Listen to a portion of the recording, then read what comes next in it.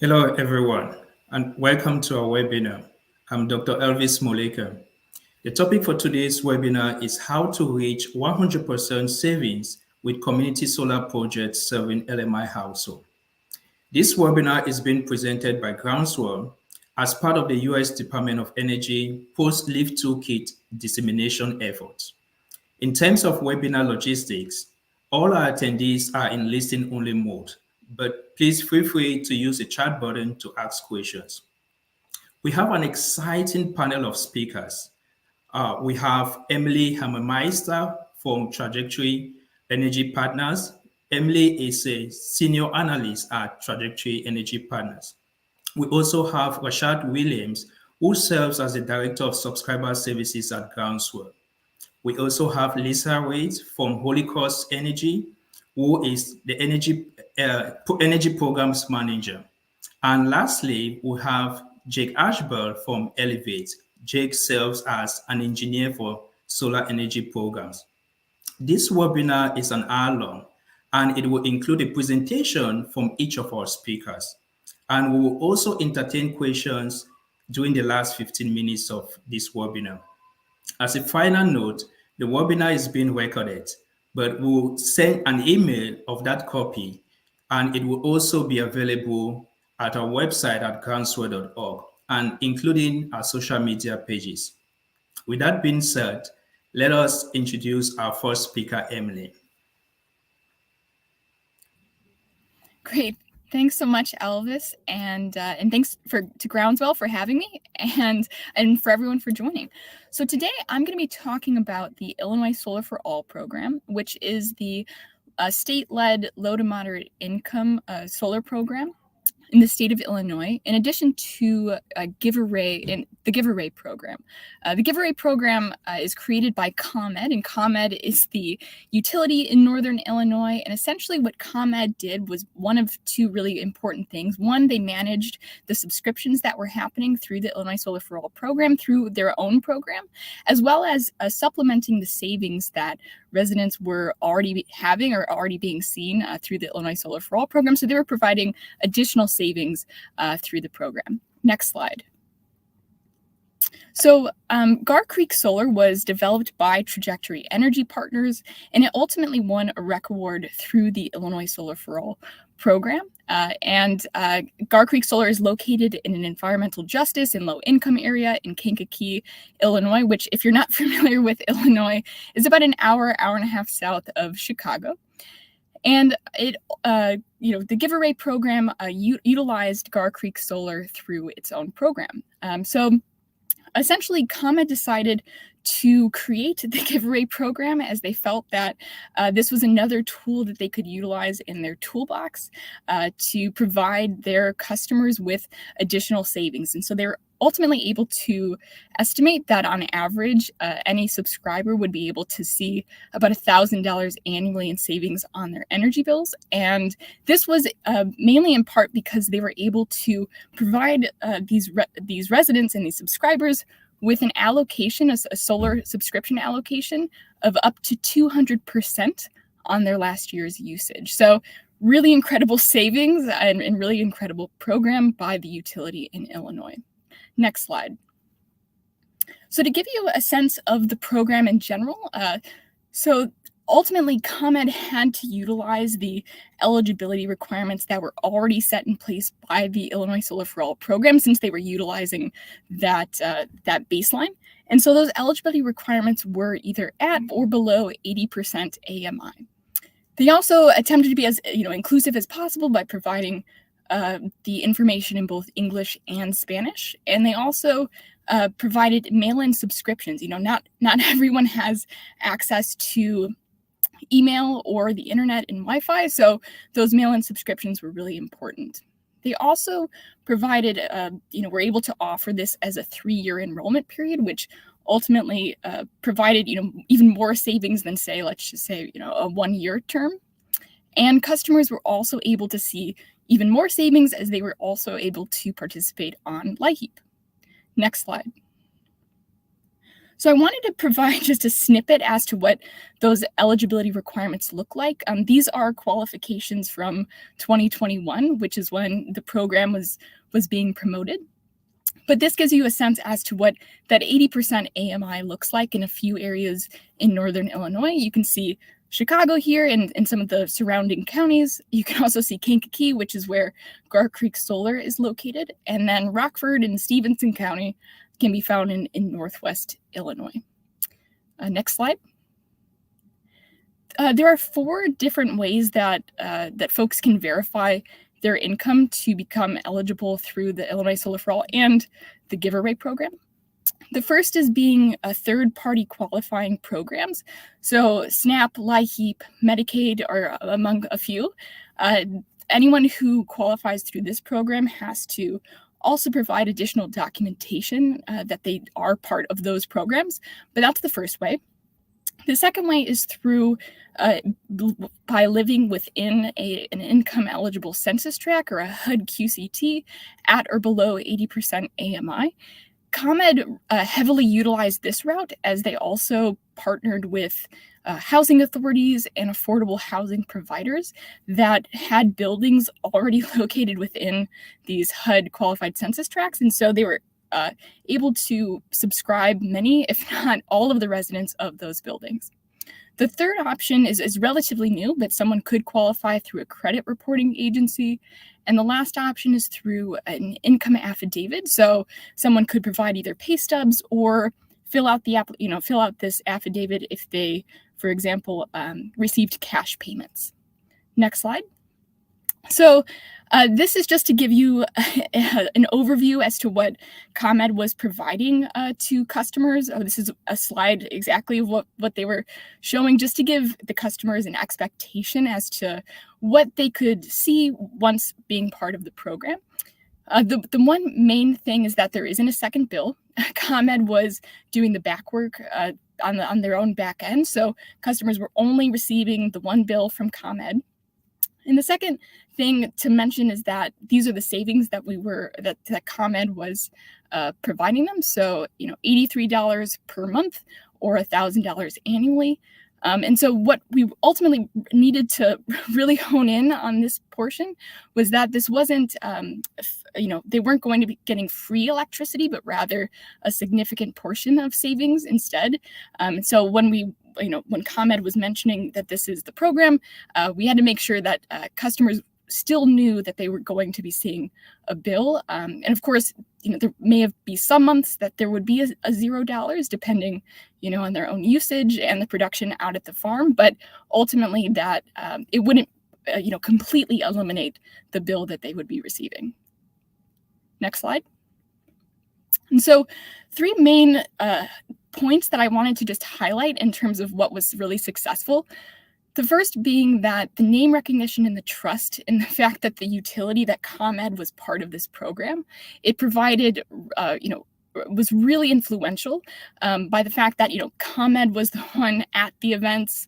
Their name was on the application. You had to go to their website in order to learn more about the program.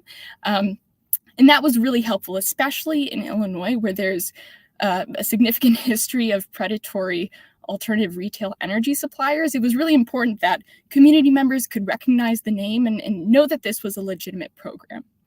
The second thing is that in-person events were really necessary during this time.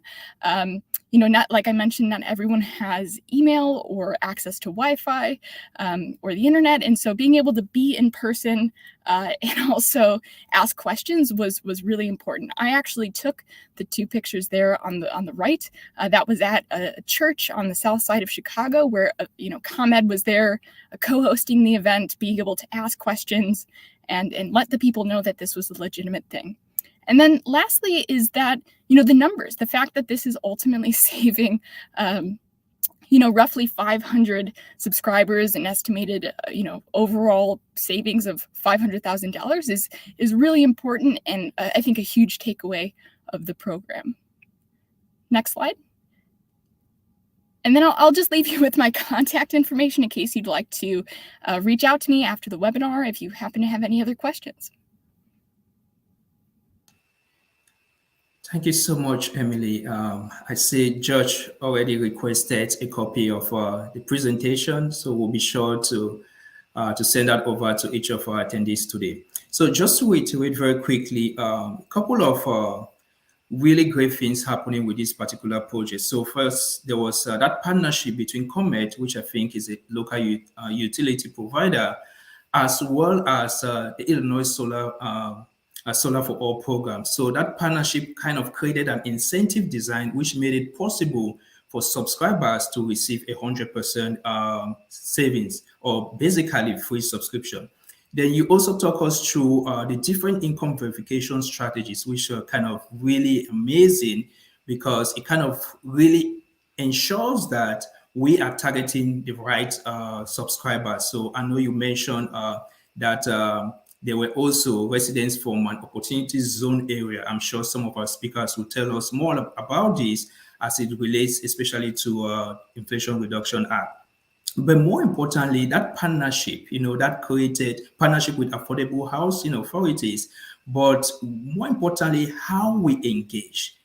I saw the pictures there that you showed demonstrated. You were present, just to show up confidence, and trust and build transparency, which I think is really important for our industry today. So wonderful, and thank you so much for that. So our next speaker is Rashad Williams. Rashad will talk us through a sliding scale model, the SharePower model used at Groundswell, and how this builds up to some of the conversation Emily just shared with us, but more importantly, creating a very inclusive framework, ensuring that in terms of access and equitability, we see broader representation in the industry. So I will hand it over to Rashad. Awesome. Thank you so much, Dr. Elvis. And thank you all for being here this afternoon. I'll be sharing out today on how Groundswell delivers meaningful savings and benefits to LMI households through our SharePower Community Solar program. Next slide, please. So Groundswell is a DC-based 501c3 nonprofit, and our mission and focus really centers around equity. It's the thread that flows through our community solar projects, our clean energy programs, and our research initiatives. We envision a clean energy economy that is inclusive, that diversifies the industry, and that generates wealth for the communities that it serves. In the case of Groundswell, our projects are developed in rural and underserved urban areas, and so it's especially important that the wealth that is generated by the clean energy initiatives remain in those communities. Next slide, please. I'd now like to introduce you to SharePower, which is Groundswell's community solar subscription program. And we use SharePower for projects that we develop, and we also offer SharePower to other developers, utilities, and municipalities to manage their community solar needs as well.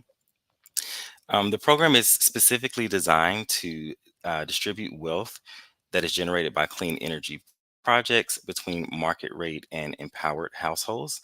And I'll pause here briefly to define those terms. We use the term empowered in the place of LMI to describe customers who are facing high energy burdens, because we believe it's important to lead with the empowerment that those households feel when they reduce their energy burdens as opposed to their income status. And likewise, for the term market rate, that term refers to customers who are not generally struggling with their energy burdens, and pay less of their annual income in energy expenses. And so down below, you'll see how SharePower works, essentially a program where market rate and empowered households subscribe to the same project, and equitably share the power and savings that are generated. And so we do this by allowing market rate households to pay a subscription fee for their participation on the program. 100% of the solar production savings that are generated are aggregated and allocated to the empowered households. So the empowered households receive the net benefit of the market rate households subsidies, as well as the savings that are generated. And that results in a bill savings of about 50%, and at completely no cost to the empowered subscribers. And so we really believe that this is the equitable way to make sure that savings are being targeted to the households who can use them the most. Um, Thank you for that. Next slide, please. So now I'd like to shift from how SharePower works to why SharePower works. And the very short answer is what you see on the left side of the screen. It's a subscription service that benefits everyone. And on the right side, you can see sort of the breakdown of the benefits. So all of our customers receive fixed kilowatt allocations that offset about half of their annual household consumption. So it's a one size fits all approach and allows the households to substantially reduce their carbon footprint. We reduce a lot of the barriers to enrollment, such as long-term contracts, cancellation fees, and credit checks. So make the process as streamlined and simplified as possible. All of our customers are enrolled in the SharePower customer journey, which is what we use to educate our subscribers and just maintain that consistent communication to help us further earn their trust. As Emily was saying, is very important with community solar as well. And we also have an inclusive online dashboard that subscribers can use to monitor the impact of their subscription as well. And that's available to both market rate and empowered subscribers. And then we have some market rate specific benefits as well. They're priced within 5% of the market energy rate. And the additional value add is the social impact of their participation as well. They enroll in the project knowing that their participation is making it possible for their low income and empowered neighbors to receive savings from the project as well. We've also leveraged Groundswell strength as a 501c3 nonprofit to be able to provide a tax deduction to our market rate subscribers as well for their savings donation. And then for our empowered subscribers, as I said, they receive no cost subscriptions, averages out to about $500 in annual savings. And something that's also unique in the market is we completely remove some of the conventional barriers to LMI access. So they also don't receive a second bill because there's no payment. So they don't have to worry about sharing any banking or credit card information. And we definitely make sure that the income verification process is as respectful and respects the privacy of the household as much as possible as well. Awesome. And this slide actually demonstrates SharePower in action. So it's sharing how we're delivering meaningful savings at one of our DC projects, which is a ground mount installation at a monastery in DC. So the project at Friars is in Ward 5, which is one of the lower income wards within the district. It's a 151 kilowatt project that serves 50 households. 25% of the subscription capacity is reserved for empowered subscribers. And some of the key successes that we've seen so far is that since the project was interconnected, about $14,000 in savings have been delivered to the 12 empowered households on the project. Over the 20-year life of the project, that number will grow to about $120,000. It's a very high subscription renewal rate. It's north of 90%. We also have a wait list of market rate subscribers. Many of them are customers who are already enrolled in the project. They're on the wait list for an additional subscription, just because they want to support and be involved there. And then this project it was interconnected in 2020, so pre IRA, and it was financed without federal or state subsidies, and which was also revolutionary at the time. And most recently, it was recognized by the Department of Energy for delivering meaningful savings to households as well. And so that meaningful word is the key word there, because the industry average for community solar savings is about 10 to 15%. And there's research that has shown that people generally don't even recognize a 10 to 15% savings. They don't feel it until it's at least at 25%. And so this project being able to deliver 50% bill savings is something that was honorable and recognized by the Department of Energy for that reason.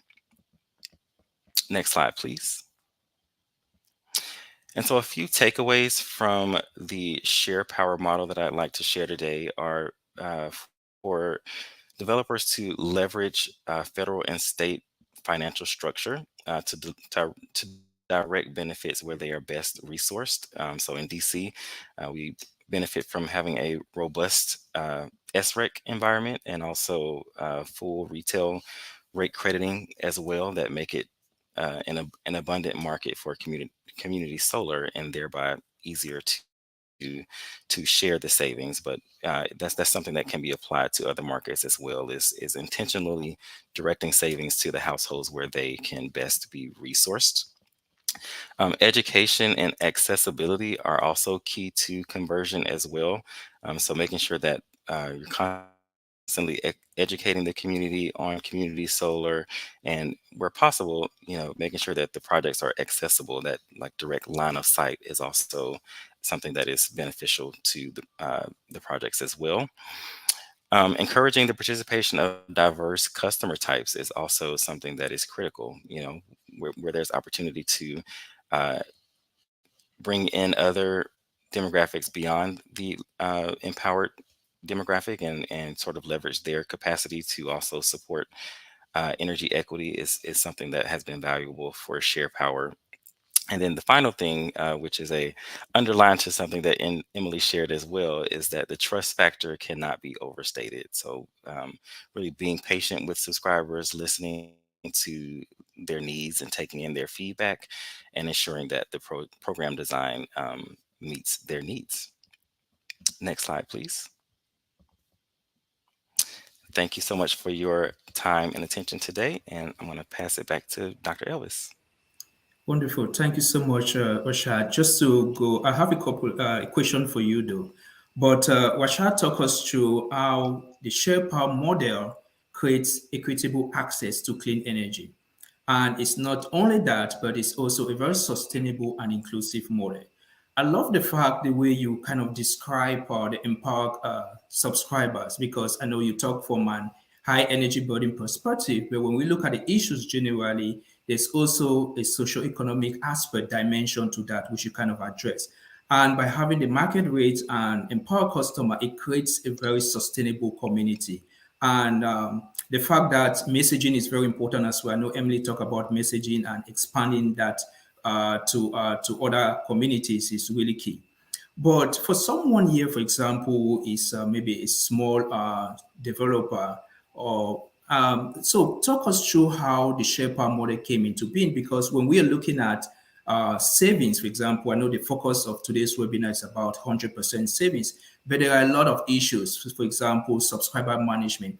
So talk us through, let's say, an audience on this webinar today who is like, okay, can I use the SharePower model to be able to ensure that I build trust for my subscribers? There's a dashboard that subscribers can see their bills, their savings, so it kind of eliminates all the questions that subscribers have. So, how did the SharePower model came into being, and talk us through some of the pathways that this can really enable the market?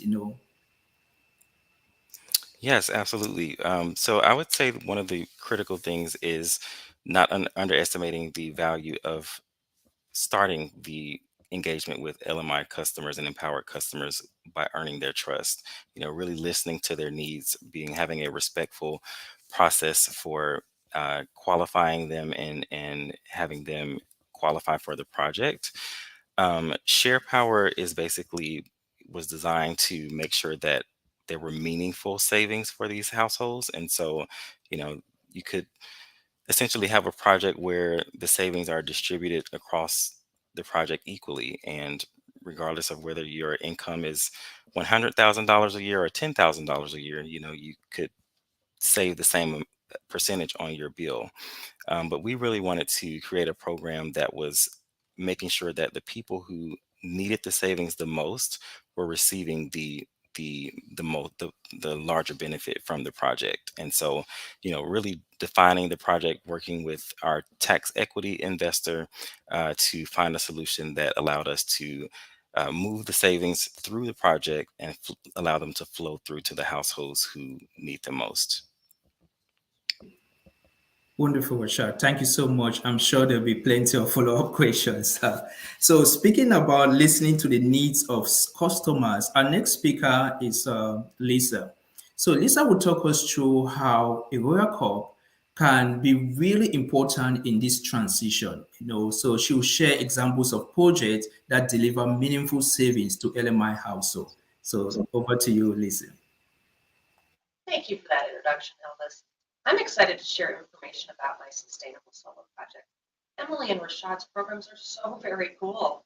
I really like the route they were able to take to make a difference in their communities. So mine has a little different take. So I think we're providing our audience here with a lot of great different ideas. So can you take me to my first slide today? So to give you an idea of who we are here at Holy Cross Energy, I wanted to share a little bit about us. We're a rural electric cooperative in the western half of Colorado. We're named after a mountain, not a religious organization. We have a very diverse population that includes the ski resort towns of Aspen and Vail.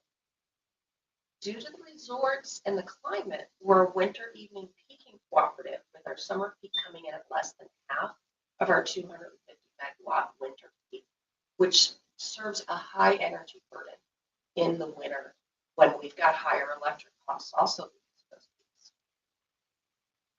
We've got about 45,000 members, and while we do serve those affluent second home communities, we also meet the needs of our larger service community and our local ranches. And so our mission has been to lead the responsible transition to a clean energy future. We are committed to our goals. Our journey to that 100% renewable energy supply by 2030 is really lofty for any cooperative to undertake. We're actually making a ton of progress, though.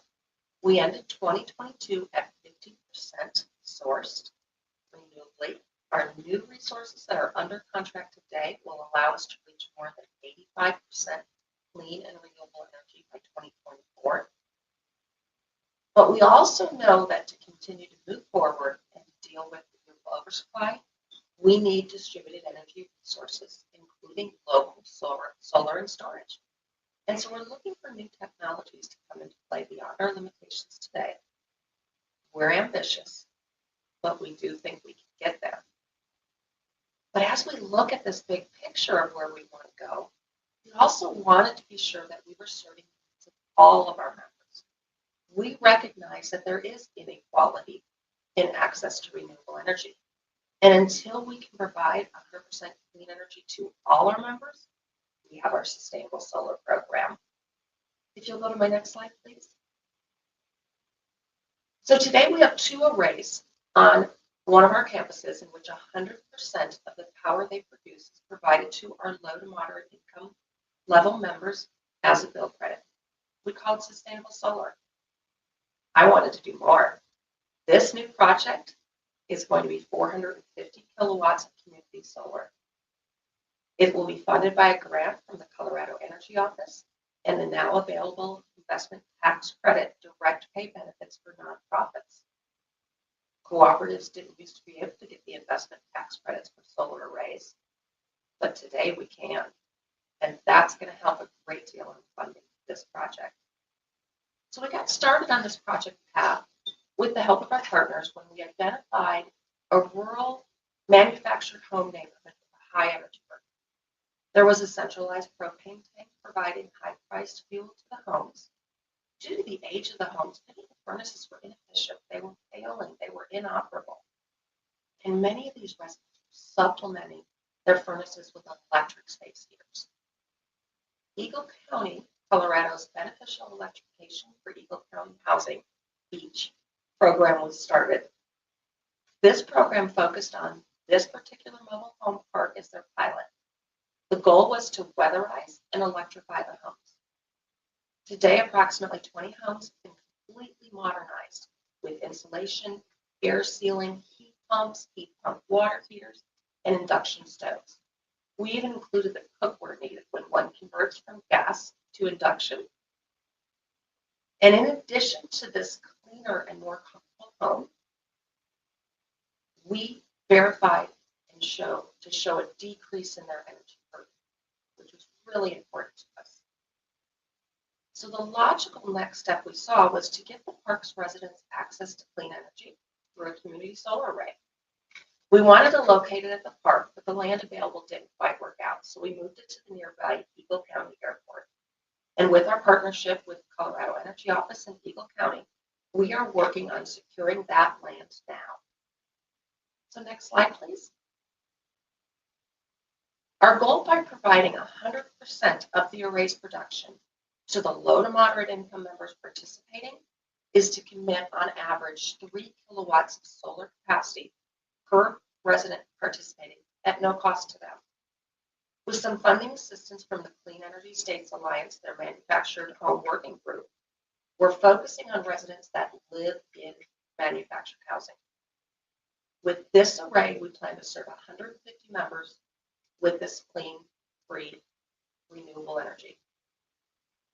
In addition to the construction of the array, in addition, the construction of the array will include a barn raising event, so those members can have a hands-on ownership interest in their own energy source.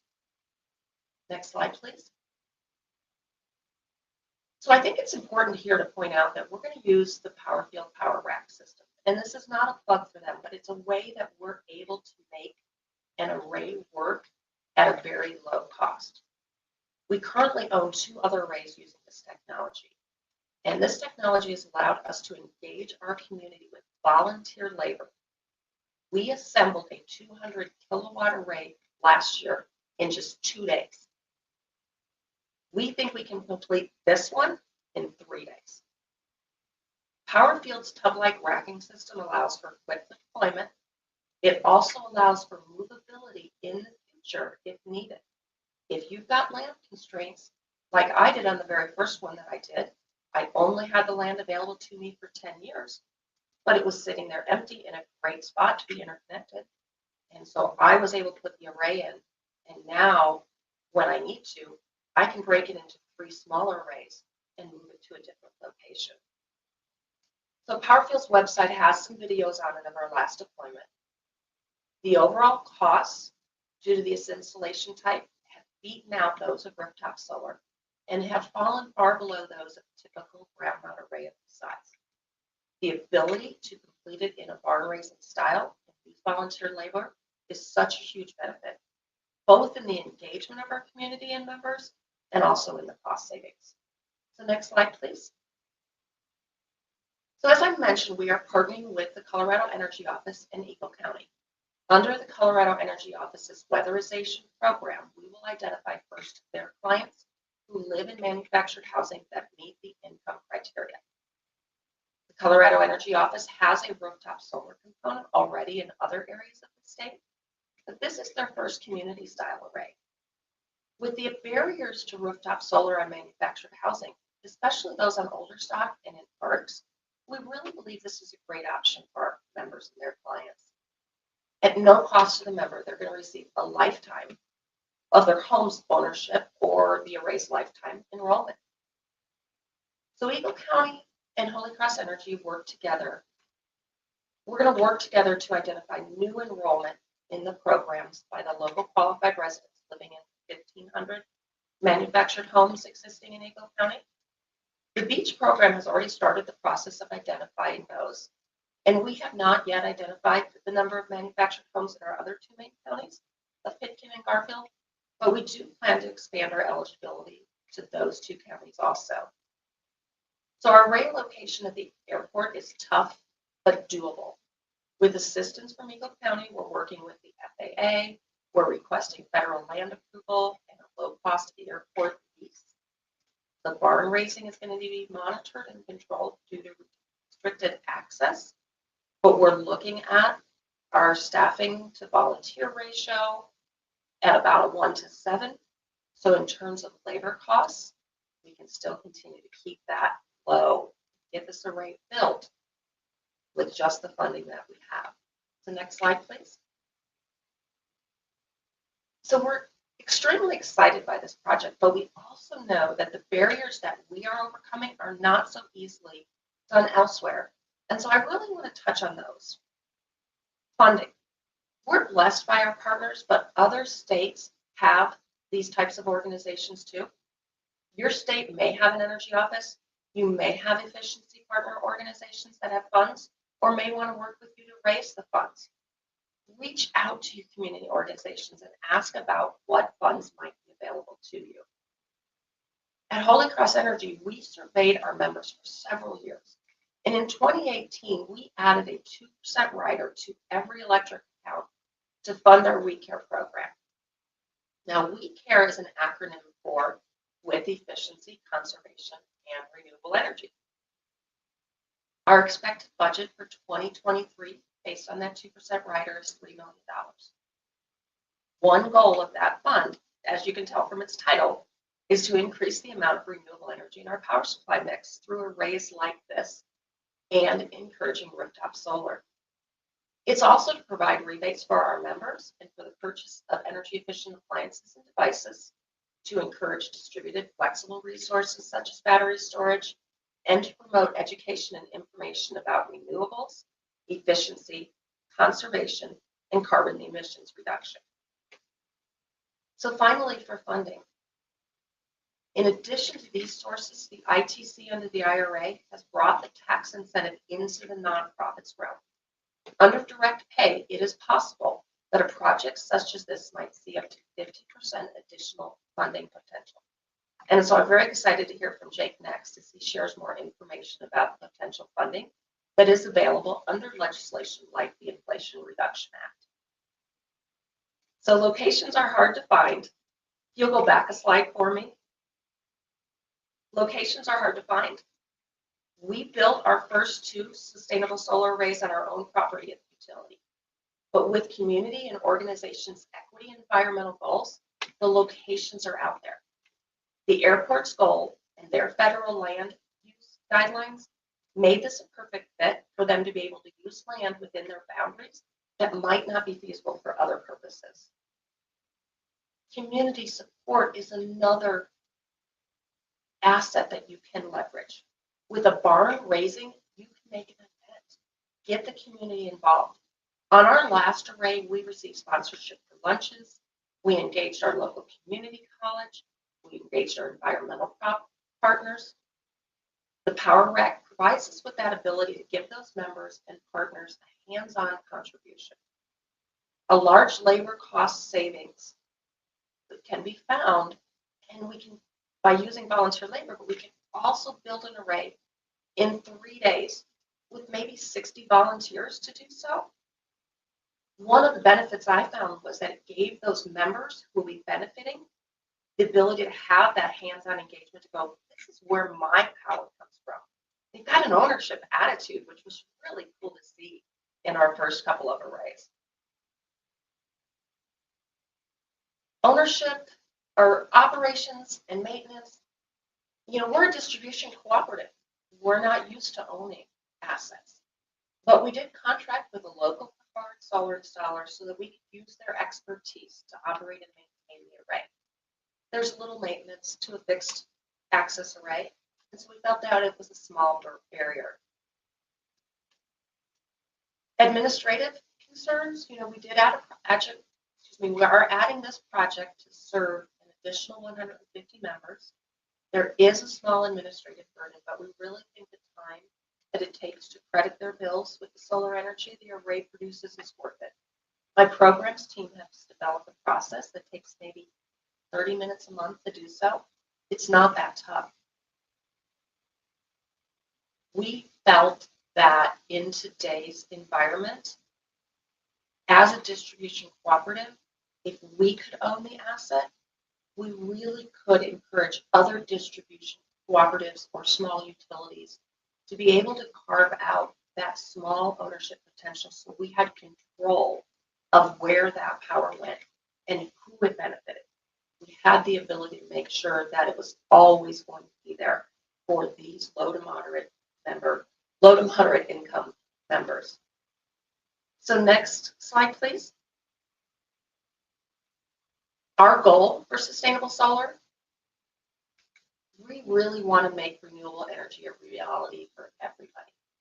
Today, it's not just inaccessibility, but the higher energy burden that so many of our members deal with every month. We hope that the success of an array that focuses on manufactured homes in our territory can allow us to build a new such array every year until all of our members' needs are met, not just for clean renewable energy, but to help reduce that energy burden. So my contact information is here on the slide, and your event planners have it also.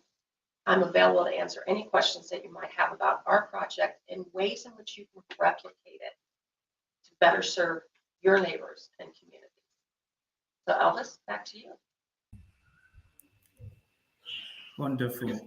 Thank you so much, Lisa. I think at this point, we begin to see a lot of scalability, how programs cut across state boundaries. The mechanisms are the same, different financing structures, but in terms of performance, we have the same outcome. Now, I know if you're wondering about the Inflation Reduction Act, and you've been hearing a lot of questions about how do I really put this into perspective, our next speaker, Jake, would talk us through a very scenario-based approach. I call it mechanistic approach because he's going to share multiple scenarios on how we can really use the Inflation Reduction Act and value stacking to be able to deliver free solar for our subscribers. Over to you, Jake. Thanks so much, Elvis. And I'm excited to talk to you all today about a concept that may be familiar to some of you and maybe not to others, and that's the value stack. So what are some different strategies that we can take from a developer's perspective to offer free subscriptions to LMI customers? So I'll dive into what the value stack is and some specific examples in a little bit. But on the next slide, I'll just introduce Elevate, which is the company I work for. So we're a national nonprofit, but we're headquartered in Chicago, and we make sure the benefits of clean and reliable and efficient energy reach those who need them most. So we administer programs and work on projects that focus on energy efficiency, electrification, water, solar, and storage all across the country with a focus on the Midwest. And if you go to the next slide, I'll introduce the value stack. So what is the value stack and why should we consider it when we're trying to get projects to the point where they can offer 100% savings to customers? So the value stack is every source of income that a project will see over the life of the system, which we model at 25 years typically. So that includes your upfront costs, but it also includes your ongoing costs over the life of the system, which include maintenance, additional insurance, administration, and then a large portion of that is subscriber management for community solar projects. I'm also going to touch on tax credits that are available for community solar projects and solar projects generally, and how the IRA has impacted that and made them more accessible to entities like nonprofits. We'll also touch on other funding sources like solar renewable energy credits, or SRECs. And then finally, how do we make up for lost revenue from subscriptions? If we're offering 100% savings to LMI customers, what do we do to make up for that revenue that we're not now bringing in through subscription? Yeah, so let's jump in. If we're looking at this project, which we modeled, it's a hypothetical project in Illinois, 2 megawatts. And on the left graph, you can see sort of what goes into the 25-year cost of the project. So the capital expenditure, the upfront cost of the project is modeled in red at the bottom. But you can see that only accounts for about half of the ongoing costs over the life of the system of the project.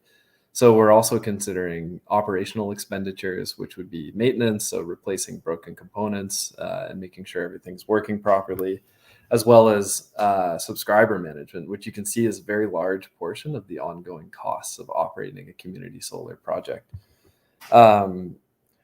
And I should say, to do this modeling, we used the Community Solar Business Case tool, which was a tool that Elevate developed with partners for Cook County, and that's available for free on Elevate's website. So you can, if you're looking at your own project, you can put in your own parameters and sort of model out what your lifetime costs and revenues might look like for a community solar project. You can see the middle graph. This is sort of like a base case scenario. So we're looking at all of the potential revenue sources for a project or for this project. And that's including the investment tax credit at 26% as modeled originally before the passage of the IRA. And then we're also including depreciation, which is purple. There's a small amount of operating income before the project is fully subscribed. The energy that's not accounted for by subscriptions is being sold at the avoided cost rate to the utility. And then the bulk of the income for this project is actually coming from renewable energy credits over the life of the system. In Illinois, renewable energy credits are paid upfront for a project in the Illinois Solar for All program, which is this is modeling, and they're based on a 15-year REC contract. That's not the case in every state. Every state that does have RECs will do that slightly differently. But in Illinois, we're fortunate to have a fairly generous program that subsidizes projects that serve LMI customers. And then the graph on the right, this is showing what happens now with the passage of the IRA. We're seeing additional funding by bringing that base ITC percentage to 30% for qualifying projects, of course. And there's this additional 20% adder that Lisa talked about for LMI customers or projects that serve LMI customers. So that funding is coming from a limited pool, and the eligibility requirements are still being hammered out by the Treasury Department. But for projects where you are serving LMI customers, this 20% adder on the ITC is a significant source of income to drive down your initial investment in these projects. The other thing I want to point out that you don't see on this graph, and that we'll see on the next slide, is a reduction in ongoing operating costs from offering 100% free solar to your customers. So if you could go to the next slide. This slide is showing some slightly different things. You can see the base case, your 25-year costs remain the same, and your revenues for the base case remain the same. With the reduction in your income from subscriptions. So you're still in the middle graph looking at a positive return over the life of the system. It's just greatly reduced because now we don't have that 50% of the subscription revenue coming in for this project. But if you look on the graph on the right, now we have this additional savings, which is represented in light blue, of your ongoing costs for subscriber management. So if you're offering your customers a better offer, you're going to, in theory, have a much lower subscription churn rate, and your sign up process should be easier. Now, of course, there's a lot of caveats around that. Like Emily touched on that, and so did Rashad, about building trust with your customers and working with partners to make sure that you're actually subscribing qualified customers to your project. But you can see from this modeling that there is a significant savings opportunity and revenue opportunity by reducing those ongoing costs for your project. And then if you go to the next slide, we'll just talk about some of the other considerations around this project. Now, I wanted to point out that a lot of the revenue for this project, or these projects in Illinois, is coming from SREX, and that's if you have a program in a state that doesn't have SREX, you're going to have to find different revenue sources to fill that gap. And I'll talk a little bit about that at the end of the program, or at the end of the presentation. But I wanted to point out a few things on this, just generally about what you might want to consider when you're putting your project together. So our funding source is competitive. For Illinois, the Illinois Solar for All program is a competitive program for community solar. So that program is often over applied for. So it's not a guarantee that you'll get that funding for your project. Similarly, if you're going after federal grants, those grants may be very competitive. So you need to consider, is this funding source that I'm going after guaranteed? The benefit of the ITC through IRA is that at least the base credit, the 30%, as long as you're meeting domestic content requirements and labor requirements, that is a guaranteed funding source. Are there program requirements around saving levels? So if you are accepting state dollars or federal dollars, are there requirements that you need to hit to make sure that you're actually going to receive the funding? So in Illinois, there's a requirement that 50% at minimum of the value of the energy produced by the system is passed on to the customers in order to be eligible for Illinois Solar for All funding. And there's similar requirements in other states. So being aware of what those requirements are ahead of time so that you can meet them is really important. And I would say that if you're offering 100% free solar, at least on the energy portion of your bill, there's a good chance you're going to hit those requirements. But you also need to be conscious of eligibility requirements for customers. So knowing what that definition is, whether it's 80% of area median income or some other metric is for your subscription mix, is really important. We talked about considering ongoing costs, so maintenance and subscriber management. Those are really important. And when you're thinking about a community solar project, there are additional considerations over like a standard commercial or industrial scale or utility scale project where you have subscriber management costs over the life of the system, in addition to ongoing maintenance concerns. A big one is sort of considering what is the timing of incentive payments. So the ITC is awarded post-construction after you've paid for the bill in most cases, or paid for the project to be built in most cases. A lot of funding, including Illinois Solar for All, is paid upon project energization. So if you need to finance the upfront construction of the project, you need to know what that gap is and what the timing is going to be, and consider like bridge financing, or maybe you're lucky enough to live in a state that has access to green capital or something like that. But you do need to think about that before your project is built. And then lastly, I put tax partnerships on here. This was like a big deal before the passage of the Inflation Reduction Act.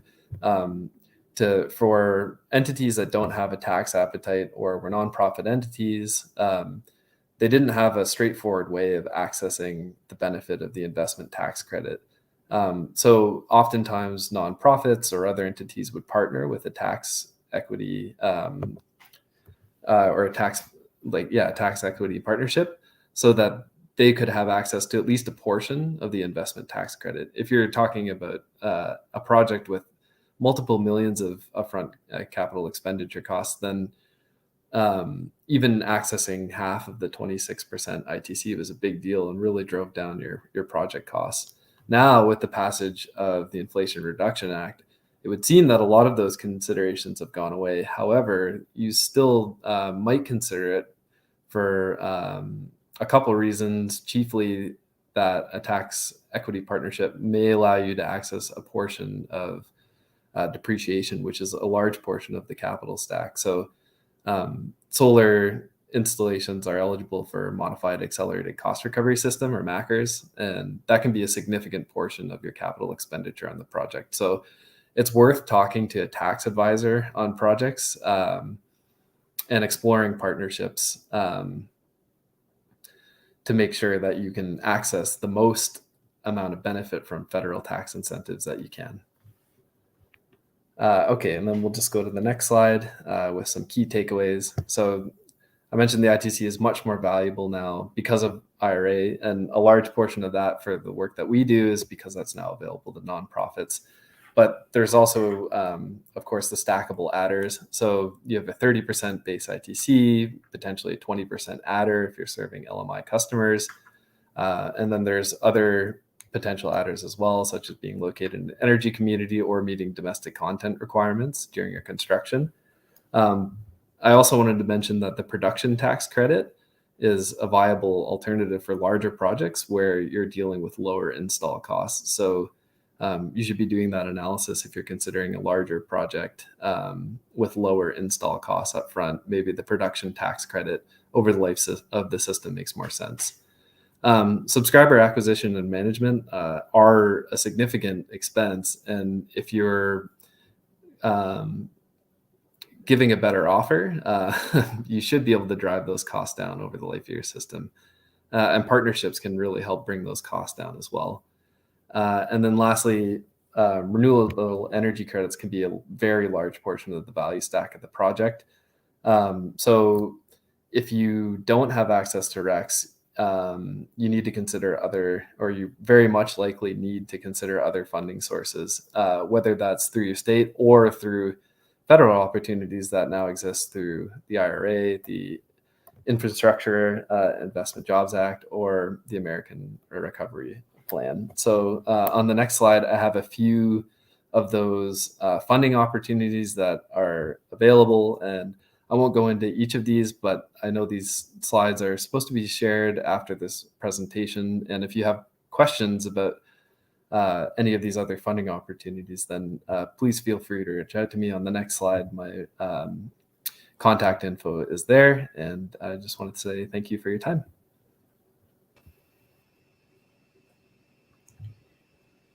Wonderful. Thank you so much, Jake, for that. I think it's really amazing sharing with us some of the thought processes, how we need to start thinking as it pertains to the Inflation Reduction Act. Just one question that came from Dan is that you did illustrate two scenarios, a 50% and a 100% savings.